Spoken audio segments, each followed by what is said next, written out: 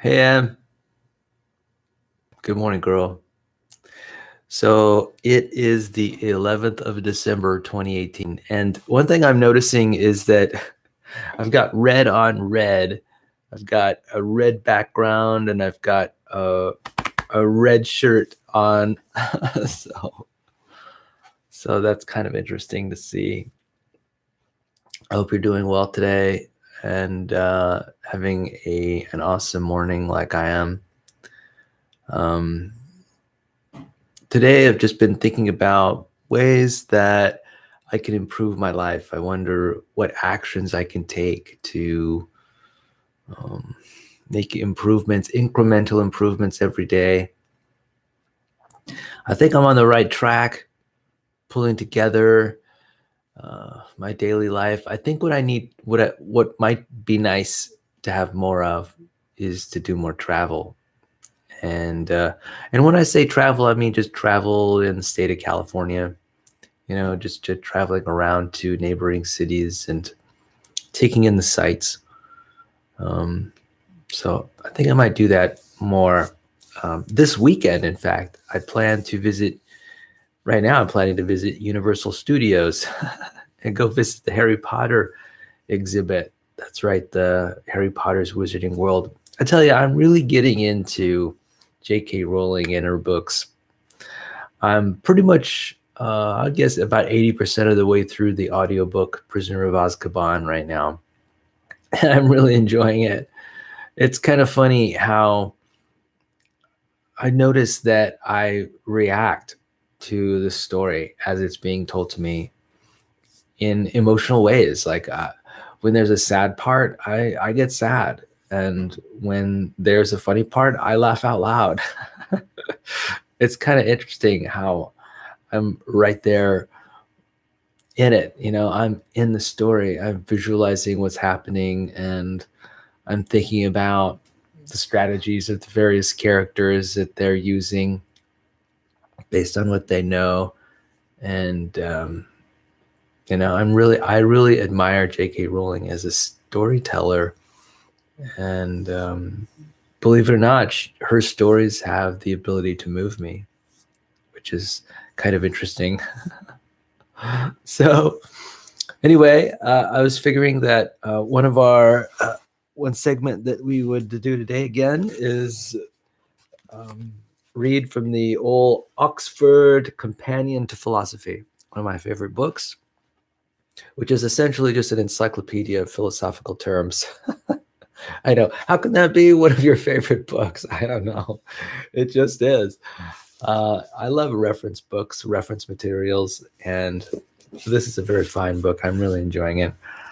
And I figured that one word that people use a lot but don't really examine the definition of is rationality. And I figured I'd go ahead and describe read what the Oxford Encyclopedia of Philosophy has to say about rationality and what it means and what it is. And let's get down to nuts and bolts, right? Let's figure out what this word really means. So I'll just read a passage from the article. It says, rationality. This is a feature of cognitive agents that they exhibit when they adopt beliefs on the basis of appropriate reasons. Aristotle maintained that rationality is the key feature that distinguishes human beings from other animals. The adjective rational is used to characterize both agents and specific beliefs. In both cases, rationality can be contrasted with either non-rationality or irrationality. A stone or tree is non-rational because it is not capable of carrying out rational assessments. A being who is capable of being rational, but who regularly violates the principles of rational assessment, is irrational. Among rational beings, some beliefs are non-rational since they are matters of taste and no reasons are required. Beliefs that are contrary to the dictates of reason are irrational. Rational beliefs have also been contrasted with beliefs arrived at through emotion, faith, authority, or by an arbitrary choice. The point of each contrast is to compare or to capture a sense in which we believe a proposition either without carrying out an appropriate assessment or in spite of the results of such an assessment. For example, we determine the balance in a checkbook rationally when we enter the correct credits and debits and do the arithmetic. Irrational ways of determining a balance include picking a number at random or choosing a number because we find it pleasant. When dealing with empirical matters, rational beliefs are arrived at by accumulating relevant evidence. A rational individual will suspend belief until an adequate body of evidence has been accumulated and evaluated. Rational belief is established in mathematics by providing a formal proof. There has been an intense debate throughout the history of philosophy on the question whether matters of value are subject to rational assessment. It has long been held that rational assessment requires rigorous rules for deciding whether a proposition should be believed. Formal logic and mathematics provide the clearest examples of such rules. Science has also been considered a model of rationality because it was held to proceed in accordance with a scientific method which provides the rules for gathering evidence and evaluating hypotheses on the basis of this evidence. In this view, rational assessment yields results that are universal and necessary. If two individuals who have access to the same evidence arrive at incompatible conclusions, at least one of them must be behaving irrationally. Okay. All right.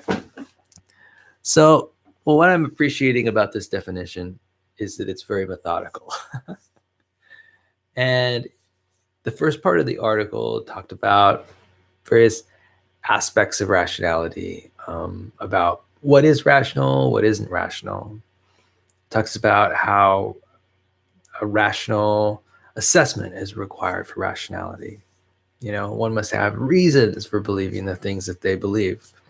And those reasons have to be gotten as a result of some kind of assessment, an assessment that's an objective assessment in the sense that it uses rules that are available to all and standards that are available to all for their assessment. And the idea is that when an assessment or a choice has been made rationally, if other people, I mean, it would be accepted universally if the facts of the case were known and the standards of judgment were known. So pretty amazing stuff. I appreciate that. Interesting how they were contrasting rationality with irrationality or non-rationality. How there were aspects of life's experience that might be non-rational, and that is feelings and also preferences. Yeah. And also random numbers, random choices. Random choices are not rational. Random choices are not rational. Interesting. And I thought that was an interesting example that they chose, how to balance your checkbook. Why did I think that was interesting? I liked it because it was pretty mundane and pretty much everyone could relate to it. Here's the thing, though. Personally, I really don't balance a checkbook. I don't write that many checks. I only write like maybe one check a month at the most. I would easily go 2 or 3 months without writing a check.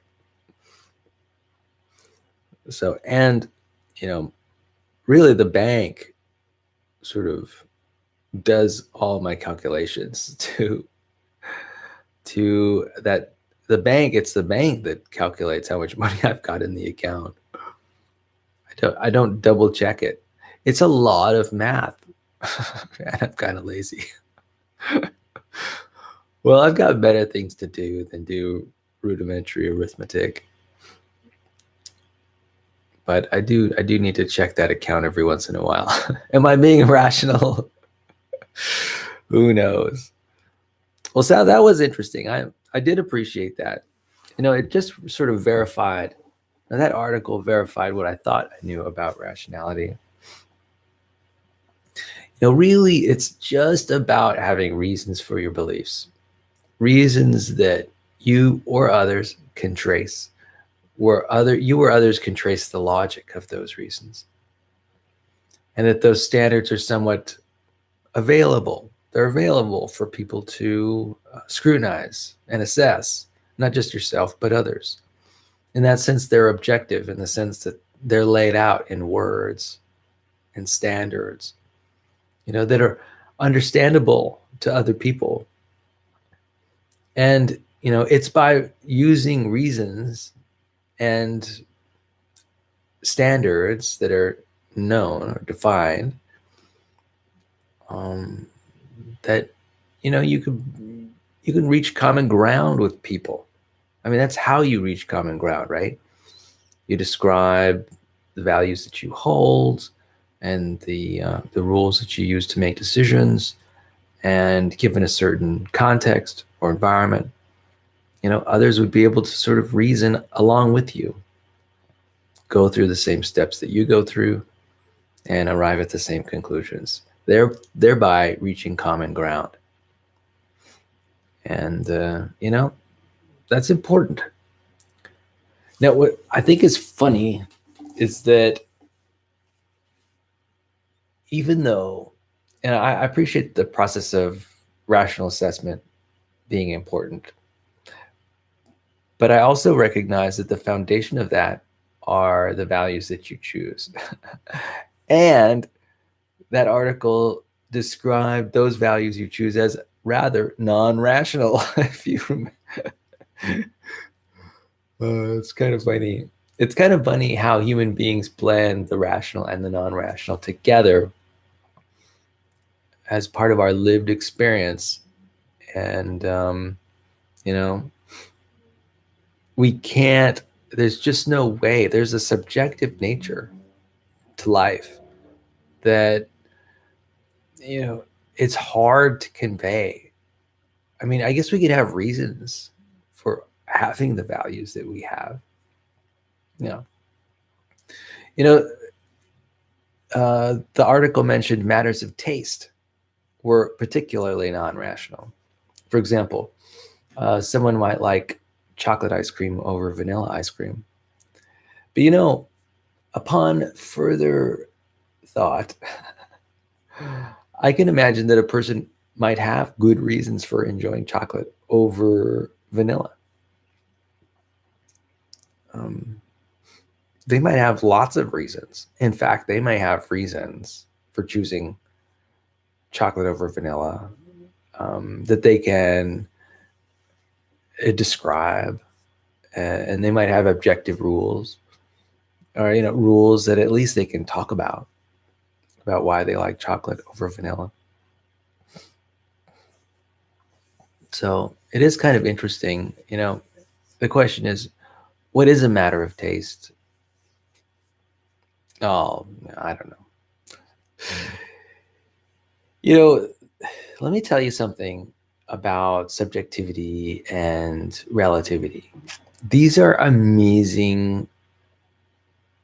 Well, subjectivity and relativity are essential elements of life as we live our lives, and they offer a lot of freedom. And they offer a lot of freedom to make judgments about the world, and then to have those judgments accepted by others. And,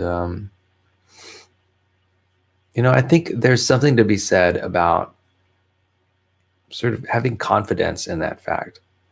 Confidence about how independent a subjective evaluation is, how valid, legitimate, and independent subjective evaluations are.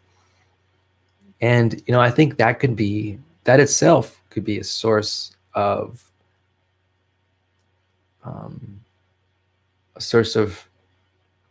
self-esteem to some extent. It's sort of recognizing that the choice you made is yours for reasons, well, maybe not for reasons, but you know, people have preferences and they're immutable in the sense that they can't be challenged. Um, if you like chocolate as as opposed to vanilla, you know, that's a choice that you make. And if you have a real preference for that, that's a sort of an honest choice in the sense that it's unarguable. It's not subject to um, scrutiny by others. If you happen to like it, I mean, it's part of your experience. If you happen to like it, you happen to like it, and that's that. And I think a lot of life is like that. Matters of taste. Fashion is a good example as a matter of taste. In fact, I was about to say gender, and I think that might be the case as well. I think gender is learned, um, and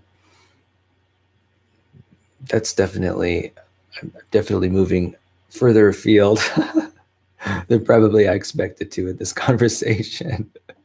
Anyway, well, thank you very much, Oxford Companion to Philosophy. I really appreciate that elucidation of the word rationality. So, I had a funny idea this morning, and I was thinking that every week for a month that I would go to a new amusement park, and I thought that idea would be a pretty amazing idea. And so not only am I entertaining this idea, I'm taking this idea seriously. And I think this is something I want to do. It is, after all, a month of celebration, right? Christmas is coming soon. Winter break is happening. I, in fact, am on my winter break from Allen Hancock College. I had my last class yesterday. And so now it's time to celebrate and relax and then enjoy, to vacate, right? To do some vacation, to rest and relax. And I think what I'm going to do is I'm going to commit to going to an amusement park every single weekend. Mm-hmm. So last weekend I went to Disneyland, and I'm thinking this coming weekend I'll go to Universal Studios.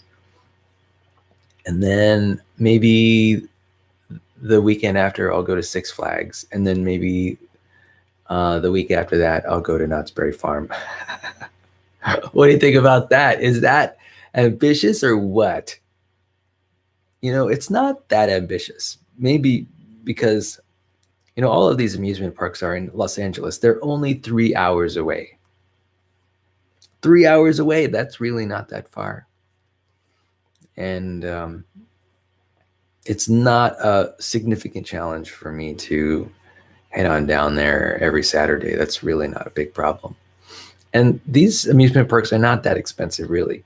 The most expensive aspect of the park is the food. And if I can manage to, pack my lunch and dinner, say, and put it in my car, I can go out to the car. I can exit the amusement park, go out to my car, eat a meal, and then come back to the park. I mean, that does not sound like a big deal. I think I can totally do that. And I think amusement parks in general allow you to go back to your car for a time and during the day. And so it doesn't sound like a big deal. And so that's actually kind of exciting. It means that it's feasible and doable, and might even make sense economically. So I think I could pull it off. So it sounds like a fun challenge. Go to 4 amusement parks in 4 weeks. Yeah, now I'm talking. I know what's going on. All right, sounds good. Well, let's see. What else is going on in my life right now? Well, I don't know. I tell you what, let's go through this question and answer period. what I like about these question and answer periods, these question and answers, is that they give me a chance to explore aspects of my lived experience. And, you know, sometimes it triggers interesting ideas at times. All right, so where am I?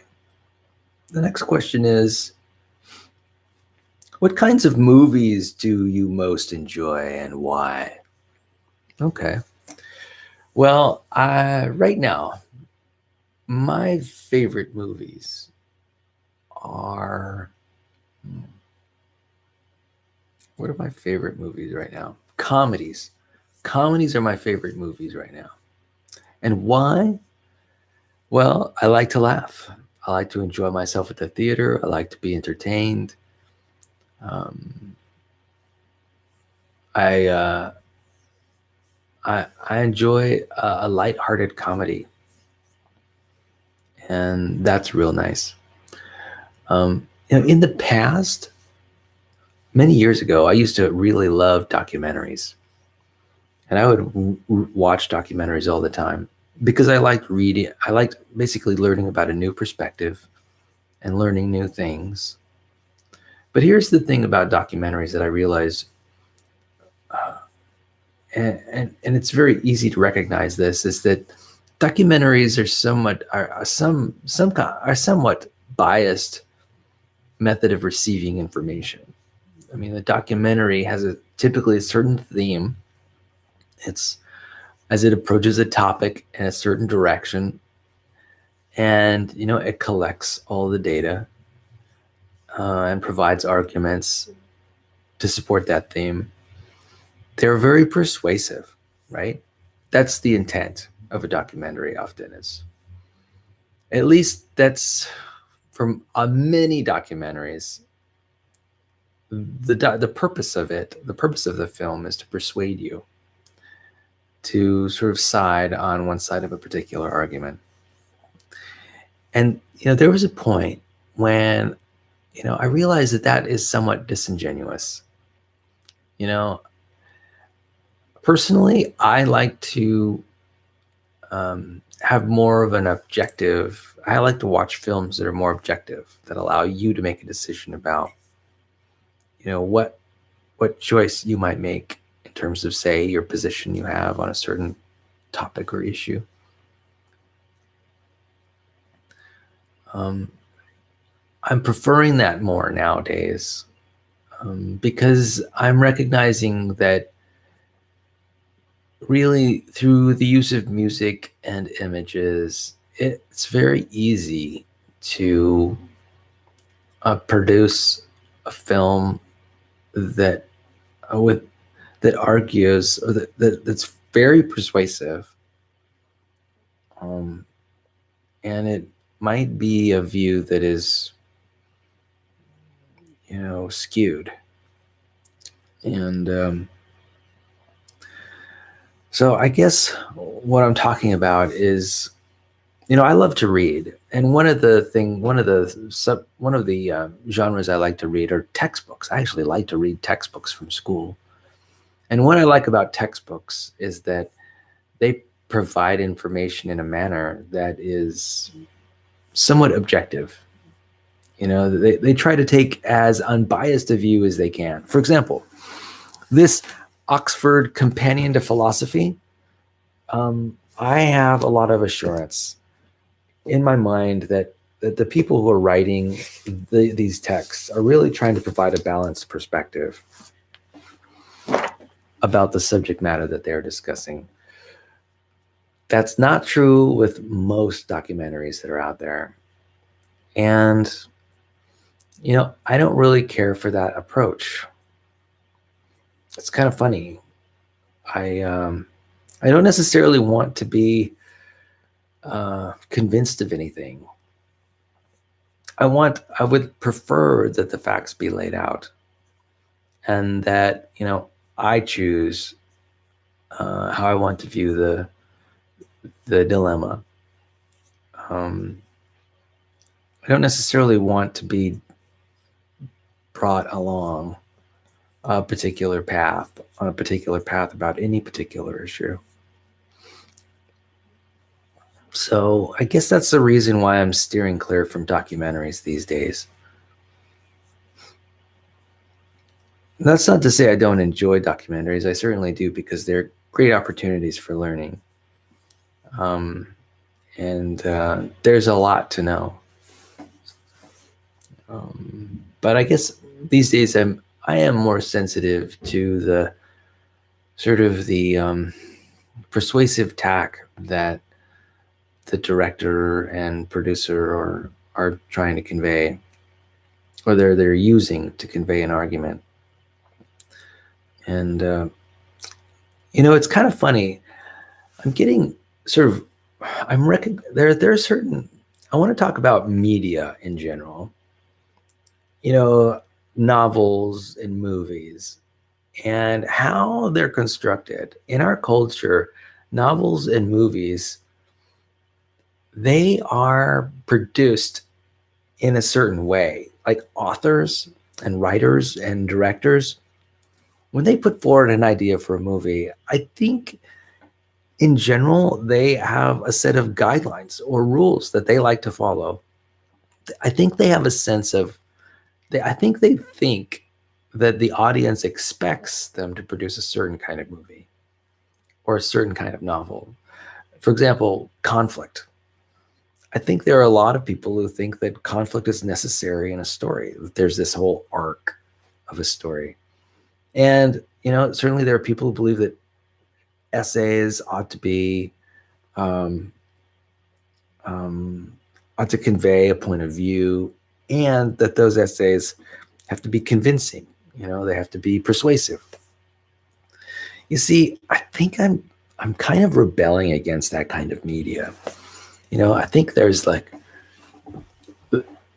it's basically media with a strategy, right? Media with a strategy behind it. The media has got some kind of motivating factor that's beyond simply the sheer pleasure or enjoyment. There's more to it. I don't know, there are hidden intentions in the background that go largely unnoticed, and I've been noticing them lately, and it's kind of been bothering me. I'm interested in media for the sake of media these days. That's right. Um, Media for the sake of enjoyment, entertainment for its enjoyment purposes only, and not media that's designed to be persuasive, not media that's designed to create artificial conflict, to make it interesting or intriguing. I'm really an advocate for media that is just pure pleasure. And believe it or not, I struggle to find media that is just like that. And you've probably noticed, Emily, that I've been becoming more and more aware of these tendencies in our media. And, they're just a set of assumptions, social constructs, right? That I'm finding in media. And this is just, of course, my own personal taste. It's just my own view of things. I guess I'm looking to enjoy media that exists for itself alone. I guess, and you know what? This might be that my focus is just, I'd be interested to know how artwork and works of art, like in art museums, how maybe I think I'm just becoming more contemplative in my view of art and media. That's kind of interesting. It's interesting to me. It may not be interesting to you. I don't know. All right. So let's get back to the question. My favorite movies, comedies right now. It's kind of interesting how comedies really are rather pointless. Getting back to my previous thought. Let's see. So I like comedies very much. I like family films. I like cartoons, animated films. I also, um, let's see. I mean, I enjoy science fiction movies sometimes, like the Star Trek series, Star Wars. And only recently have I been getting into fantasy. Very recently have I been getting into it, like Harry Potter. I've only been into Harry Potter for the last few months, maybe 2 or 3 months, 4 months maybe. And my excursions into that genre have been enjoyable. See, what other kind of movies do I like? Here are a few movies that I don't really care for. I don't care for the action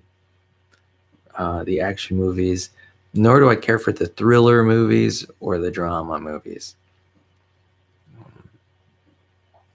These days, the thriller and drama movies can be a real chore to get through because they are so good. These directors and producers and cinematographers and visual artists, they are so good at conveying ideas, and they can definitely move your emotions in one direction or another on a whim, through choice of words and music and picture. Wow. And yeah, they can make you feel whatever feeling that, as artists, they can make you feel whatever feeling they want to convey. So I'm impressed by their skills. Movies that I really don't care for or are horror, anything in the horror genre. Movies that I do like, I like the rom-coms, the romantic comedies. Those are some of my favorite movies. Okay. Next question.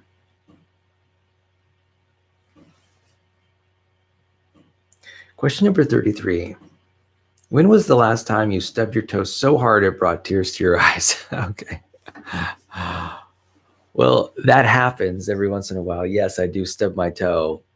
And when was the last time that I stubbed my toe and it brought tears to my eyes? Golly, I don't know. I think it's been a long time. I think it's probably been a good year or so, but maybe not. There's no one instance that comes to mind right now.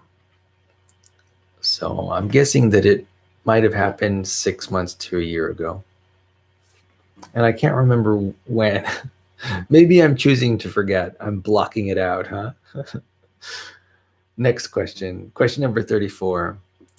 How do you get rid of pesky phone calls from telemarketers? Well, my method is pretty simple.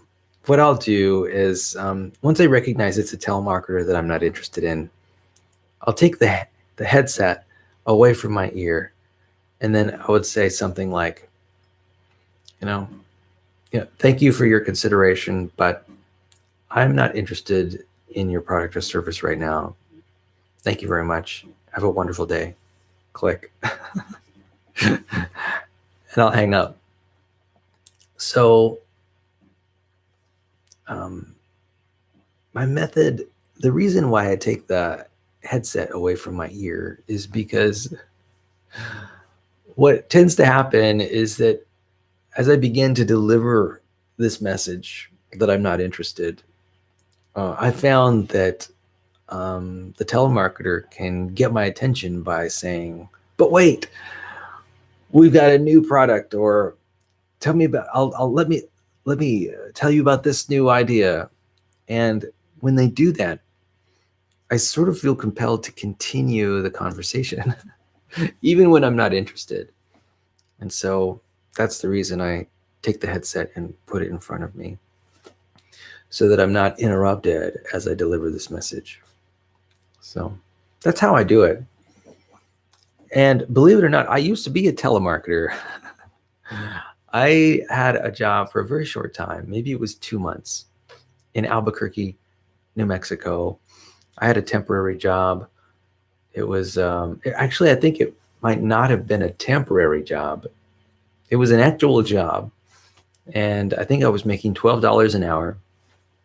And as a telemarketer, basically, this was a room, and it had a lot of um, sort of cubicles in it. And they were actually quite small cubicles. And each cubicle had a telephone, and then there was a phone book, and then there was typically a list of telephone numbers. And I think I had a headset.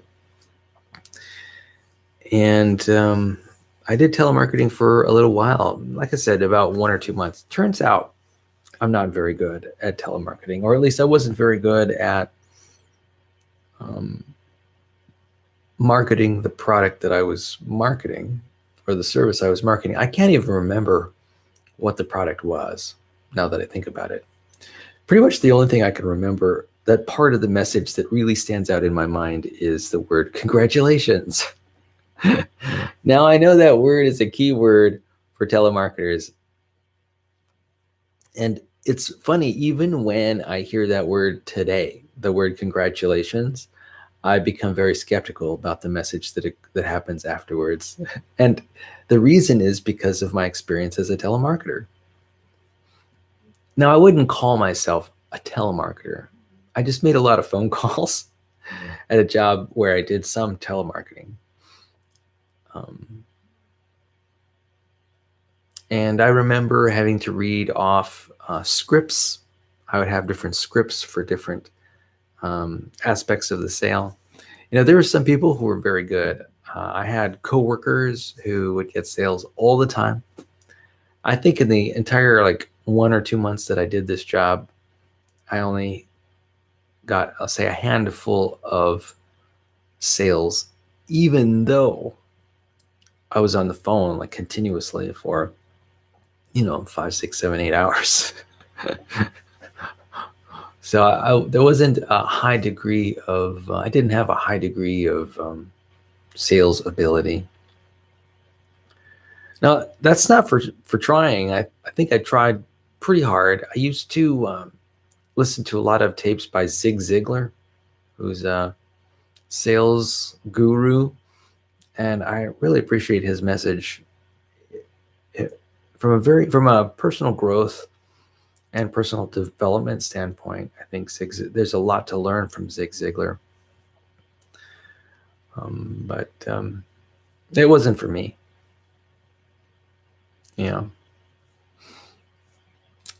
Boy, what question am I trying to answer there? Oh, how do I get rid of pesky phone calls from telemarketers? All right, next question.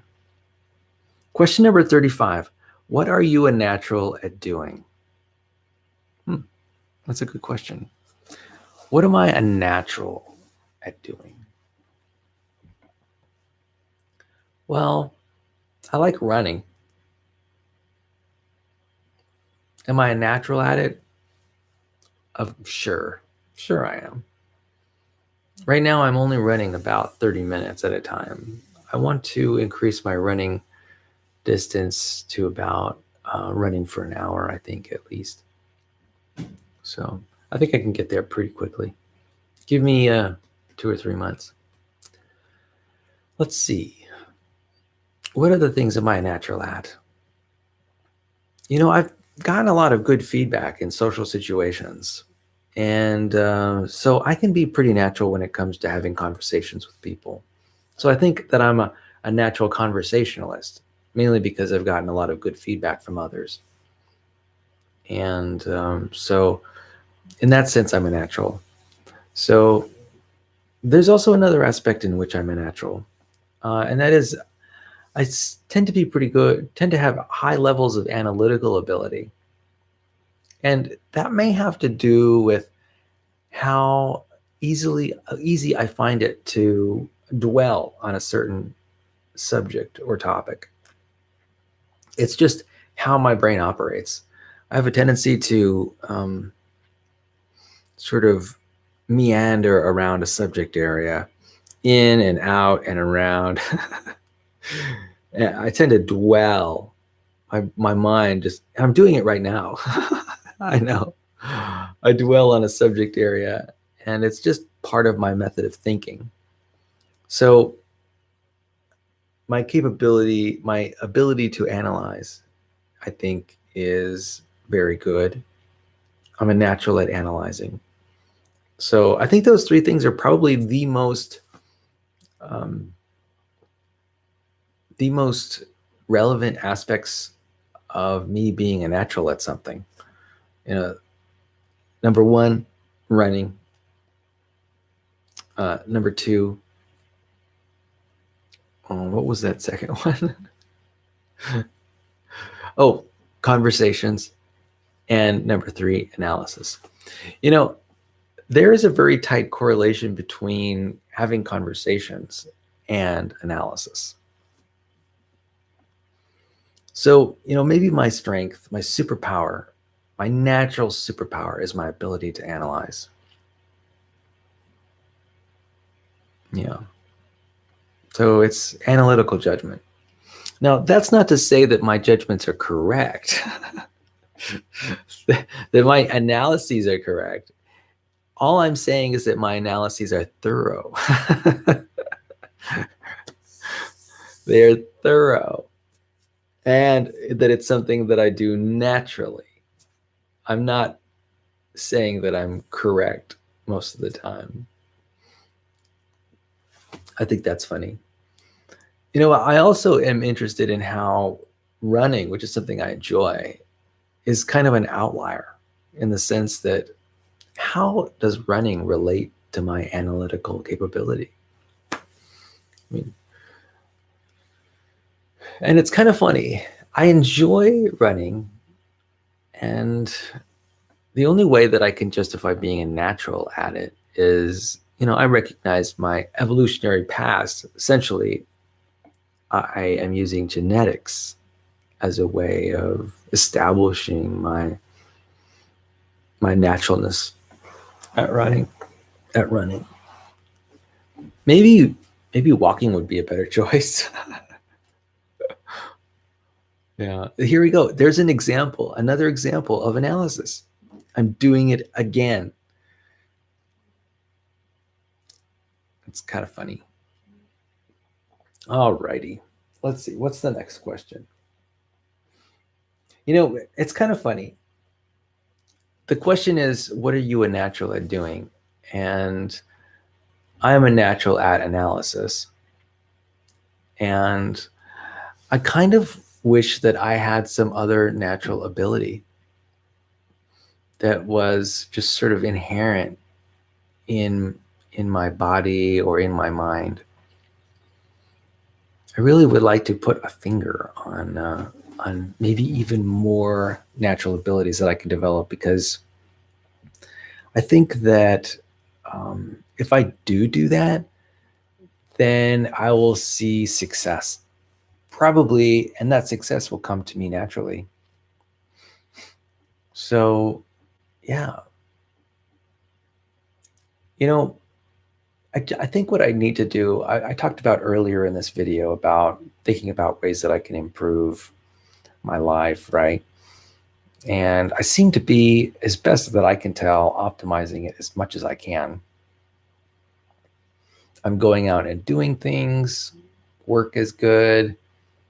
My social circles are good. I think that I can use this ability to analyze in a way that benefits me more. I'll figure it out one of these days. I'm doing pretty good so far. Next question. Question number 36. What's the story behind a time when you got locked out? Okay. Well, I remember I got locked out of my car, my Toyota Sienna minivan, not too long ago, maybe 6 months ago or so. And thankfully, I called the locksmith, and the locksmith was there in like 5 minutes. It's so great living in a small town. So I locked myself out of my car when I went to go get my dentures, not my dentures, but my braces adjusted at the orthodontist. I just left my car, opened the door. I left the keys in the ignition.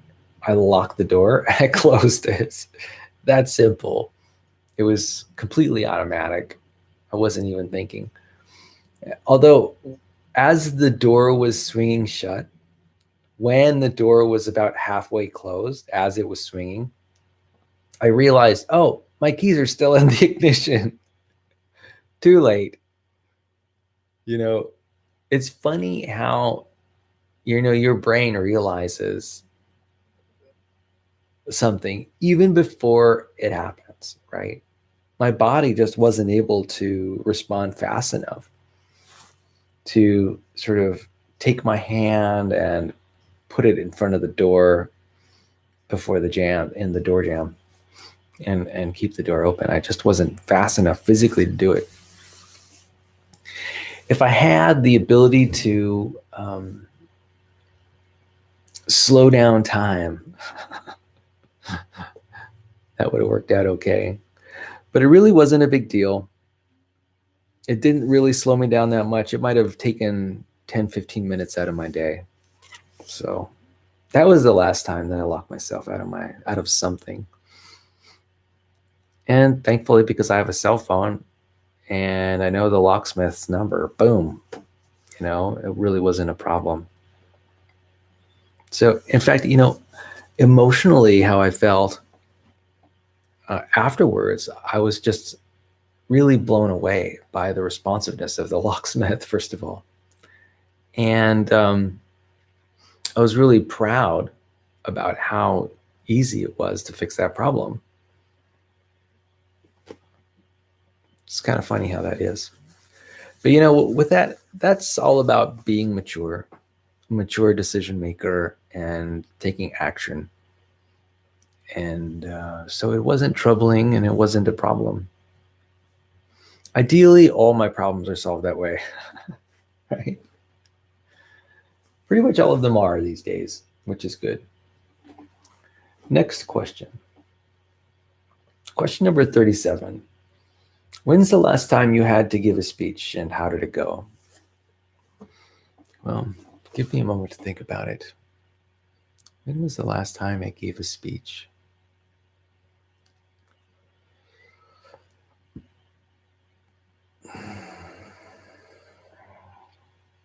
I can't remember.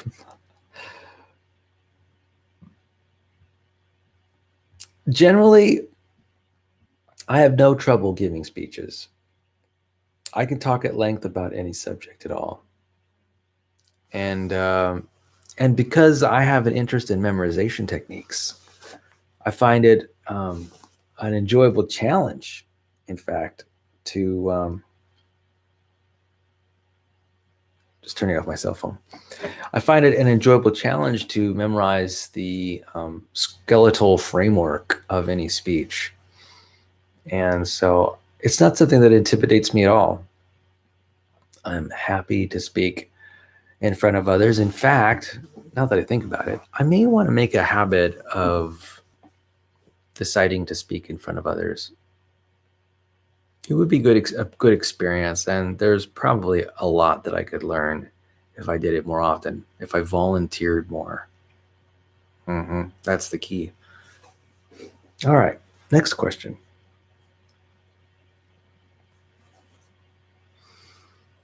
Question number 38. How often do you get sick?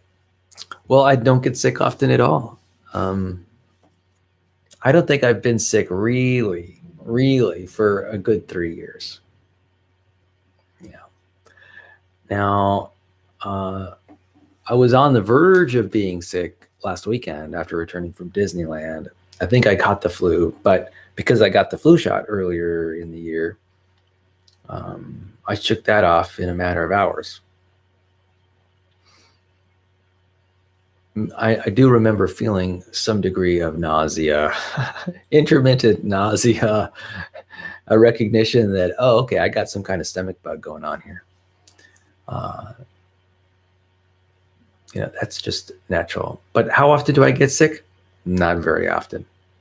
Very infrequently. And when I do get sick, the illness passes very quickly, and um, there's very little problem with it. In fact, quite often I will continue to exercise. I'll go to the gym, I'll go running, or I'll do a workout. That's pretty common. Um, I think that exercise has been um, building my immune system. It strengthens my immune system. And I think that's the reason I don't get sick very much anymore. Now, I used to get sick a lot. I used to get sick 3, 4 times a year when I was not exercising. I distinctly remember getting sick a lot, and not only getting sick, but also having those symptoms of illness for weeks and weeks and weeks as I'd cough and cough and continue coughing. I'm not going back to that again. I'm not going back to that again, that's for sure. I'm definitely interested in being more healthy and continuing to exercise and making sure that my immune system is up and running. And I think exercise has been the cause of this good health. Yeah. Next question. Question number 39. What's something valuable that you accidentally dropped and broke? Describe the situation.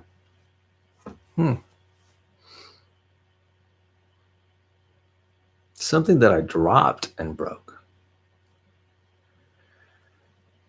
Well, yesterday I dropped something, but I didn't break it. I had a water bottle, a 1 liter water bottle, which I use to get my liter of water in the morning. And it's got this strap around the upper lip and a cap that you can screw on. And after filling the water bottle, I held it by the strap and by the strap alone. And it was filled, and so the weight of the water bottle was heavy, and that attached lanyard that sort of lanyarded the neck of the bottle to the cap peeled off, and the 1 liter of water fell to the ground. And so nothing broke, because my 1 liter bottle is made out of essentially an unbreakable plastic. And so it was a happy ending. All I had to do was wipe up the water. Now, I guess the question is, what was an experience which I broke something? Now, it's been a long time since I've dropped something and broke it.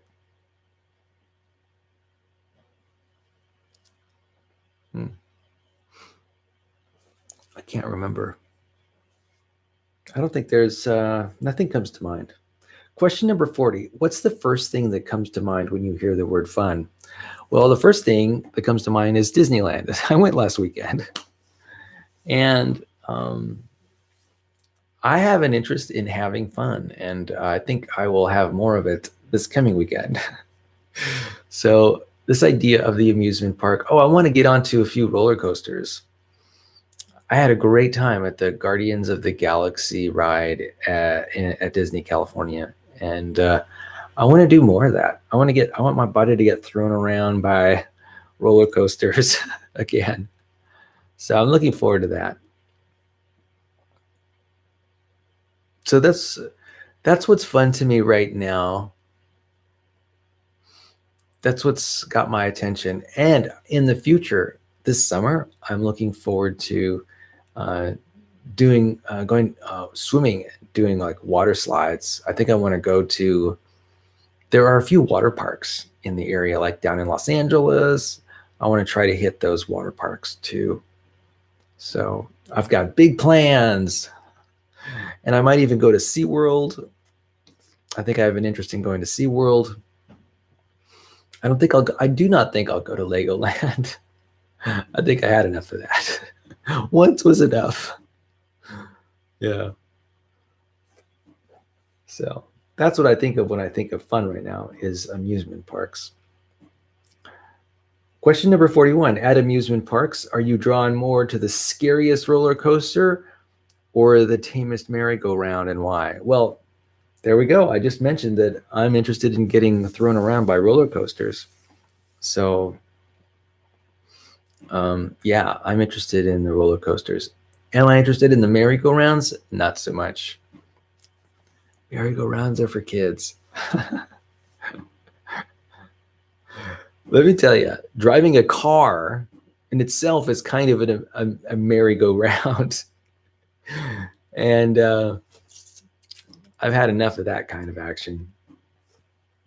I can't wait till autonomous vehicles really start taking over the landscape and everybody's got their autonomous cars and we can watch movies and take naps while we're driving in our autonomous cars, getting from point A to point B. I'm really, really looking forward to that time when basically the roads are safe and I don't have to worry about getting into car accidents or anything like that. So fingers crossed. I hope it happens really soon. Google, with their Waymo service, just started operating in a public service in Arizona. And I'm pretty excited about Waymo's offerings, and I can't wait until they start offering that public service in California. I think it's going to explode. I think it's going to be so popular. People are going to be rushing toward that service. I mean, I know I am. I can't wait till I can commute to work and back using a Waymo vehicle. That would be awesome. I am willing to give up my keys. Google, you can have my keys and you can do all the driving. Thank you very much. Driving is it's a wonderful skill. It's great to have confidence driving on the road, but I admit my reactions, my skills are fallible. I mean, I'm not perfect and my attention span is not infinite like the attention span of artificial intelligence. And I would sure like to have a safer ride. You know, traffic safety is important to me. Driving safely is important to me. And, you know, I'm looking forward to the time when no one gets injured in car accidents anymore. It really is quite unnecessary and tragic when it happens. And I'm thankful that some people recognize the challenge and are trying to make life a little better. Well, on that note, Emily, I'm going to wrap things up. Thanks for bearing with me and spending some time with me here in this conversation. I hope you got to know me a little bit better, get to understand my experience of life. Maybe you learned something when I read that passage from the Oxford Companion to Philosophy about rationality. I know I learned a little bit of something. It's always nice to touch base with some of those concepts, those fundamental concepts, and get calibrated. I want you to know that I love you. I think what's going on in your life is important to me, and I love you just the way you are. There's no need to change. I am a supporter of you and your happiness and your growth and your development, and I'm excited to watch as you unfold into the amazing woman that I know you can be. All right. I love you, girl. Peace.